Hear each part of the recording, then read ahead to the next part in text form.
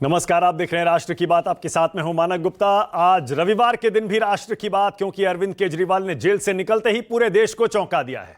अरविंद केजरीवाल ने ऐलान कर दिया है कि 2 दिन बाद वो दिल्ली के मुख्यमंत्री पद को छोड़कर नवंबर में दिल्ली में चुनाव करवाना चाहते हैं। अरविंद केजरीवाल जेल के अंदर इस्तीफा देने से बार बार इनकार करते रहे, लेकिन सुप्रीम कोर्ट से जमानत मिलकर बाहर आते ही आज ऐलान कर दिया कि वो 2 दिन बाद दिल्ली के मुख्यमंत्री पद को छोड़ देंगे, कुर्सी छोड़ देंगे। और वो चाहते हैं कि नवंबर में महाराष्ट्र के साथ ही दिल्ली के भी विधानसभा चुनाव करवा लिए जाएं। सबसे पहले आपको अरविंद केजरीवाल के भाषण की बड़ी बातें बता दूं। अरविंद केजरीवाल ने कह दिया, मैं मुख्यमंत्री पद छोड़ूंगा। मैं चाहता हूं कि महाराष्ट्र के चुनाव के साथ ही दिल्ली के चुनाव भी नवंबर में करवा लिए जाएं। वैसे फरवरी में होने हैं, 5 महीने का वक्त अभी बाकी है, लेकिन अरविंद केजरीवाल अब नवंबर में दिल्ली के चुनाव करवाना चाहते हैं। केजरीवाल ने यह भी कह दिया कि मेरी जगह कोई और दिल्ली का नया मुख्यमंत्री बनेगा। आम आदमी पार्टी के विधायक 2 दिन बाद एक नया सीएम चुनेंगे और दिल्ली को नया मुख्यमंत्री मिल जाएगा। मनीष सिसोदिया सीएम नहीं बनेंगे। केजरीवाल ने यह भी मंच से ही कह दिया। वो कहते हैं, मेरी तरह ही जब तक जनता की अदालत से मनीष कह रहे हैं कि वो क्लीन चिट नहीं ले लेंगे, वो भी अपना पद डिप्टी सीएम के तौर पर नहीं संभालेंगे। इससे साफ है कि टॉप 2 अरविंद केजरीवाल और मनीष सिसोदिया सीएम नहीं रहेंगे, तो फिर उसके बाद सीएम कौन बनेगा, इस पर भी चर्चा गर्म है। सबसे पहले जरा अरविंद केजरीवाल के भाषण की कुछ बड़ी बातें सुनिए। दोस्तों, 2 दिन के बाद, आज से 2 दिन के बाद मैं सीएम की कुर्सी से इस्तीफा देने जा रहा हूं।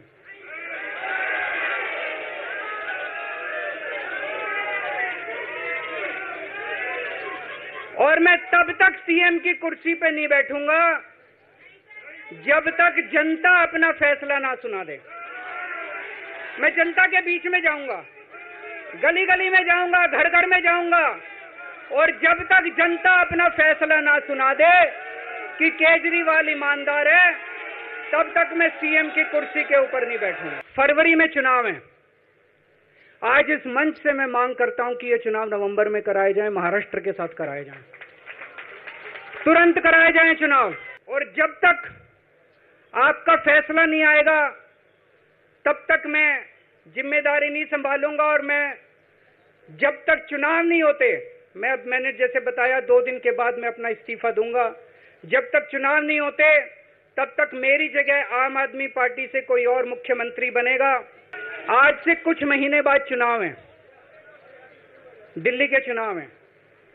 मैं जनता को निवेदन करना चाहता हूं, अपील करना चाहता हूं, अगर आपको लगता है केजरीवाल ईमानदार है, मेरे पक्ष में वोट दे देना। अगर आपको लगता है केजरीवाल गुनहगार है, मेरे को वोट मत देना। आप अगर मेरे को, आपका एक एक वोट मेरी ईमानदारी का सर्टिफिकेट होगा। अगर आप मेरे को वोट देके जिताओगे और अगर आप कहोगे कि केजरीवाल ईमानदार है, तो चुनाव के बाद, उसके बाद जाके मैं सीएम की कुर्सी पे बैठूंगा। तब तक मैं सीएम की कुर्सी पे नहीं। 6 महीने से अरविंद केजरीवाल जेल में थे। माना जा रहा था कुछ तो बड़ा सोच रहे होंगे, कुछ तो बड़ा निकलते ही करेंगे, क्योंकि अब दिल्ली में विधानसभा चुनाव बिल्कुल आने वाले हैं, सिर पर है। फरवरी में, पिछली बार 2020 में विधानसभा चुनाव हुए थे। 5 महीने का वक्त बचा है। अरविंद केजरीवाल ने निकलते ही बम फोड़ दिया। कह रहे हैं, मैं मुख्यमंत्री नहीं रहूंगा, कोई नया मुख्यमंत्री बनेगा, लेकिन मैं अपील करता हूं कि महाराष्ट्र में जो चुनाव होंगे नवंबर में, उनके साथ ही दिल्ली का चुनाव भी करा लिया जाए। अब सवाल यह है, क्या दिल्ली की विधानसभा को भंग करने की सिफारिश अरविंद केजरीवाल करेंगे, या फिर जो नया मुख्यमंत्री बनेगा उसकी कैबिनेट करेगी? क्या उस सिफारिश को दिल्ली के एलजी मानेंगे? क्या राष्ट्रपति मानेंगे?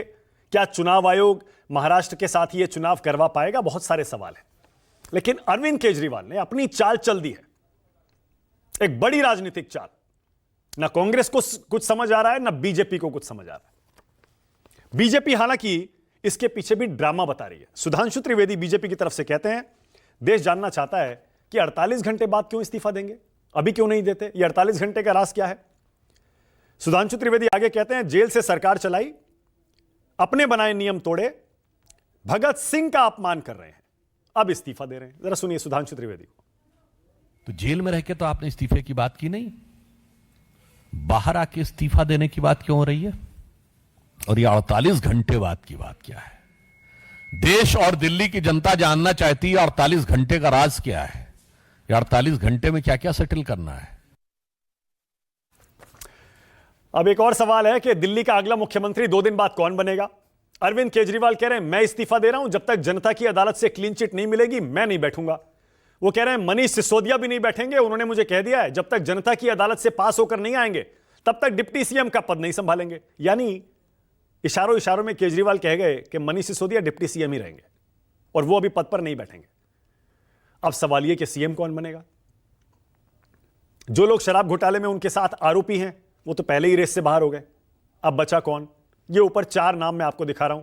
क्या सुनीता केजरीवाल 2-3 महीने के लिए मुख्यमंत्री बनेंगी? क्योंकि जब अरविंद केजरीवाल जेल गए थे तब एक तरह से सुनीता केजरीवाल ने पार्टी का काम संभाला था, प्रचार भी किया था।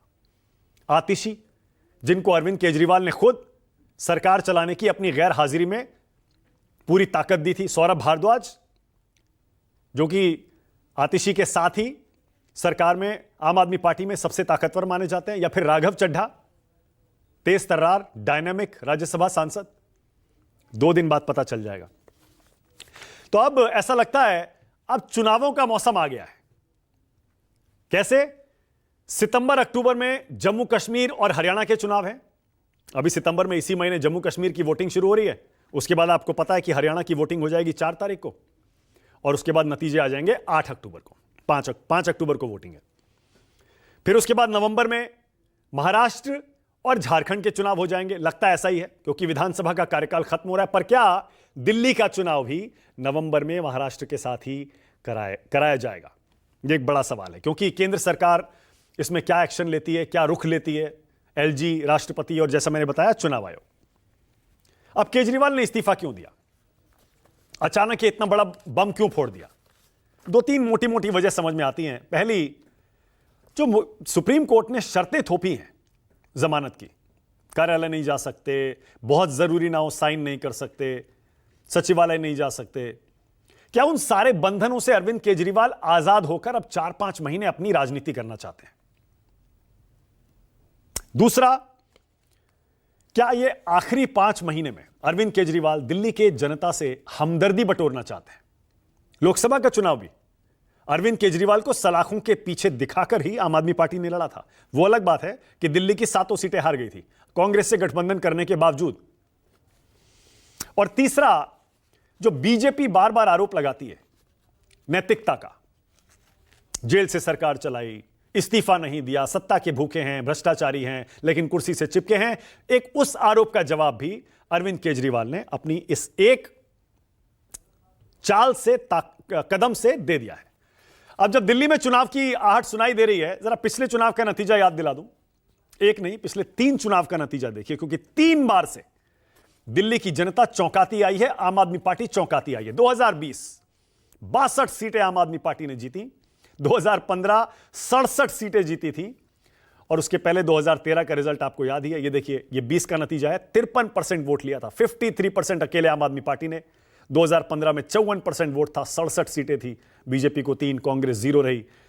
और ये 2013 का वो मशहूर या बदनाम चुनाव जिसमें आम आदमी पार्टी 28, बीजेपी 31, कांग्रेस 8, और केजरीवाल ने कांग्रेस के सपोर्ट से सरकार बनाई थी, 49 दिन की सरकार चलाई थी।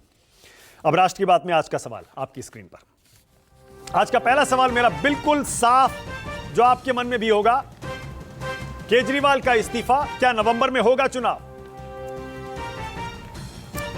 और दूसरा, 2 दिन बाद कौन बनेगा दिल्ली का नया सीएम?